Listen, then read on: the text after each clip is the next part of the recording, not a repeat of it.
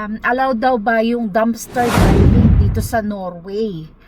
Hindi lahat ng tinatapon dito sa Norway ay talagang patapon. Ayaw mo may makakita sa'yo kasi ayaw mo may sisita sa'yo. Mga naka Mercedes Benz pa. Mga naka Tesla, mga naka BZ4X. Kahit nasabihin mong out of date siya or expired siya, hindi siya sira. Happy morning! Ayan, meron po kasing nag-comment doon. Nag-live ako noong nakaraan. Legal ba or hindi ba bawal daw yung dumpster diving dito sa Norway? Allow daw ba yung dumpster diving dito sa Norway? Ibig po sabihin yun, yung mga namamasura. Kasi yung mga dito po kasi sa Norway, may mga tindahan, for example, grocery stores.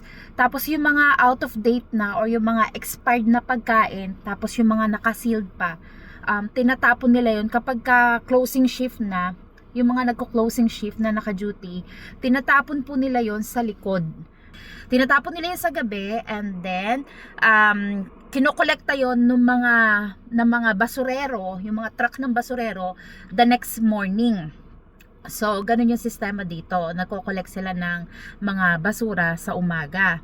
Allowed ba or hindi ba bawal dito yung pagda-dumpster diving? Actually, guys, kung titingnan ninyo, kahit i-search nyo sa Google, dumpster diving is illegal because it is technically but it's admittedly shop rubbish and property. In the worst case, you can be reported for and be fined. Ibig sabihin, pwede kang i-report pag may nakahuli sa inyo. Pwede ho kayong i-report as kasi ano na yan private property yan eh. So, parang may papasok sa bahay mo, trespassing, di ba? Yung ganon. So, sa kanila kasi private area yan, sa likod ng tindahan nila yan. So, may mga camera pa rin yan, no? Pag once na nagpark ka doon, kahit na sa gilid ka magpark, hagip ka pa rin sa mga camera. Yun yung sinasabi ko sa inyo na dito sa Norway, ultimo yung entrance ng forest, may camera yan. So, what more kung tindahan pa, di ba? May mga, may mga CCTV yan. So, actually, bawal talaga siya. Pero kasi, may mga tindahan talaga dito, kagaya ng sinabi ko nung nag-live ako, may mga tindahan dito, may mga grocery dito na sinasadya nilang magtapon. Totoo po yun, sinasadya nilang magtapon ng mga expired food sa likod kasi alam nila may mga dumpster diver. Ibig sabihin, alam nila may mga nangunguha sa madaling araw. Kasi, imagine nyo guys kagaya ng sinabi ko sa live ko, kung hindi yan bawal, bakit nyo gagawin sa patagong oras, yung madaling araw na at saka walang nakakakita sa inyo, 'di ba? Yun yung point. So, kung hindi siya bawal, bakit pupunta ka madaling araw, magpupuyat ka talaga, hintay mo talaga yung oras, nasarado na yung tindahan at lalabas ka, pupunta ka dun sa sa mga dump area nila, tapos kukunin mo yung mga pagkain. Ibig sabihin, alam mo sa sarili mong bawal. Walang nakakakita sa iyo, ayaw mo may makakita sa iyo, 'di ba? So ibig sabihin, alam mo sa sarili mong bawal. Pero kasi alam natin, guys, pero hindi ako namamaliit hindi ko minamaliit yung mga taong ganun. Maraming mga gumagawa niyan. Hindi lang mga ibang lahi dito sa Norway. Ultimo mga Norwegian. Ultimo mga Norwegian ginagawa nila 'yan. Kasi nagtitipid sila sa ganun. Hindi kasi lahat ng Norwegian ay may kaya o mayaman. So maraming hikahos kasi may mga bisyo sila or may mga sakit sila sa yung iba may mga sakit sa pag-iisip, ginagawa nila yon, o yung iba nagbibisyo, o yung iba talaga namang tight pagdating sa financial, no? Talaga may problema sila sa mga ganon. So hindi natin, kung ako sa sarili ko, kung ako maghihirap ako kung talagang wala na akong choice, gagawin ko yun, why not? Diba? Kasi yung mga pagkain dito, guys, kahit nasabihin mong out of date siya or expired siya, hindi siya sira. Pwede pa talaga siya. Yung expiration, ultimo itlog. Yung itlog sa Pilipinas, wala namang expiration date, diba? Yung sa mga palengke sa yung mga palengke dyan sa gilid-gilid, wala namang expiration date ang mga itlog dyan eh. Kaya nga, kung ang mga itlog dyan, puro ang tataas ng crate.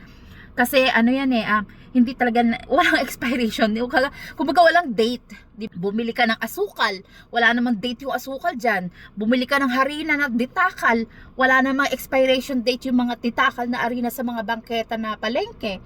'Di ba? May mga ganun. Pero dito sa Norway, lahat, itlog, harina, asukal, candy. Sa Pilipinas na walang expiration date, lahat dito may expiration date. Kasi batas dito yun, hindi mo siya pwedeng ibenta sa market hanggat wala siyang manufactured date and expiration date. So, ganun kahigpit dito, no? Hindi mo pwedeng ilabas yon at ibenta sa mga tao. Pwede magmulta yung tindahan or pwedeng, yun, mapasara yung tindahan. Kasi nga, batas dito yon. So, halimbawa, umabot na siya sa date of kung hanggang saan lang yung length of selling nung isang barrel. Ano ba yung barrel sa Tagalog? Isang product. So, umabot na siya. For example, 1 week lang siya pwedeng ibenta.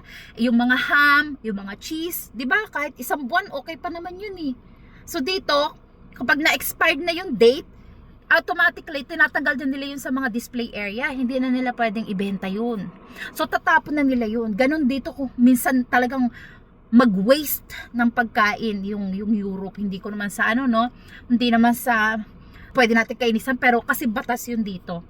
So, ganoon ka-safe yung pagkain dito. So, pwede pa naman siya. So, yung mga tao na nagtitipid na pagdating sa financial, naglilibot yan sila sa madaling araw, iniisa-isa nila yung basura sa mga supermarket sa likod. Usually, ginagawa nila yan pag sarado na kasi yung mga supermarket dito, usually 11 o'clock, 12 o'clock. Pag halimbawa 1 o'clock, 2 o'clock na madaling araw, alas 3 na madaling araw, yung alam nila na tulog na yung mga tao. Naglilibot na yan sila. May mga Pilipino, maraming Pilipino gumagawa. Marami ding ibang lahi, marami ding mga Norwegian. Sa Norway kasi walang mayaman, walang mahirap. Pero hindi natin maikakaila na talagang may mga tao mas kapo sa pera. Kasi nawala ng trabaho, nagkasakit, o yung mga tipong ganon. Umaasa sila sa mga tinatapon na pagkain mula sa mga groceries. So kinukuha nila yon and then pinifreezer nila, ini-stock nila sa bahay. So yun nga, kagaya ng sinabi ko, may mga grocery stores dito na nananadya sila. Sinasadya nilang itapon yung mga for example, ang na-expired sa kanila ay 10 pakete ng ham. Yung 3 nun, 4 nun itatapon nila, and then yung iba itatago na nila yon kasi alam nila may dumpster diver na umiikot. Siguro nakokonsensya yung ibang mga shop dito na parang lahat na lang tinatapon, pwede naman pakinabangan nung iba, 'di ba? So parang nagpaparaya sila. Tinatapon nila yung iba para kasi alam nilang may kukuha sa madaling araw. Pero actually guys, yung sagot doon sa tanong mo na bawal ba? Bawal siya. Kasi ginagawa yan ng mga walang nakakita. So yun lang yung point. Ayaw mo may makakita sa'yo kasi ayaw mo may sisita sa'yo. Isa pa, pag may nakahuli sa kanila, yung mga gumagawa ng dumpster diving, pwede silang magmulta. Pwede silang patawan ng multa. Hindi ko lang alam kung magkano, yun yung rules. Pero kung hindi naman nakikita, sasakyan ka na lang nila kasi alam nilang nakikita nila yung buhay mo. Makikita mo naman sa sa yung postura, yung mga tipong ganon. Pero marami din mga nagda-dumpster dive, guys, na mga dikotse. Mga naka-Mercedes-Benz pa. Mga naka-Tesla. Mga naka-BZ-3X. Yung mga ganyan yung sasakyan nila. Electric car. Maraming ganyan. Mga bongga yung sasakyan. Pero mga nagda-dumpster dive yan. Hindi lahat ng tinatapon dito sa Norway ay talagang patapon. Pwede pang pakinabangan. Nga lang kasi ang batas dito sa Norway ay kung hanggang kailan mo lang siya pwedeng ibenta, hanggang dun lang. Hindi mo siya pwedeng i-extend. It's either itatapon mo siya or ipamimigay mo. Ganun po yon. Okay, sana nasagot ko. Maraming salamat. Next time ulit, sagutin ko yung ibang may mga tanong. Maganda tong content na to, Keep it coming, alright? Thank you so much, guys. Until next time, always remember, no matter how busy we are, don't forget to enjoy life. Bye!